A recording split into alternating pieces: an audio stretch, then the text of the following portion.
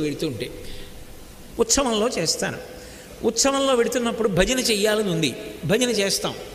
నృత్యం చేయాలని ఉంది, నృత్యం చేస్తాం. ఎన్నో పర్యాయాలు గంతులేసి నృత్యం చేసిన రోజులు ఉన్నాయి ఈశ్వర ఉత్సవాల్లో కాకినాడలో. అదో ఆనందం, అంతే, అదో సంతోషం. ప్రవచనంలో ఎంత గంభీరంగా ఉంటామో ఉత్సవంలో అంత సంతోషంగా ఉంటాం.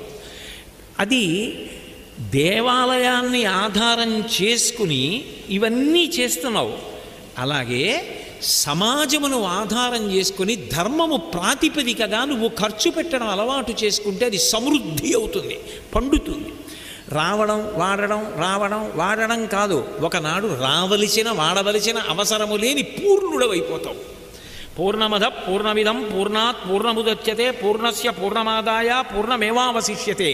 మాకు ఆ స్థితిని కల్పించగలిగినటువంటి తల్లి ఆ మహాలక్ష్మి. ఆమె మమ్ము అట్లు అనుగ్రహించుగాక.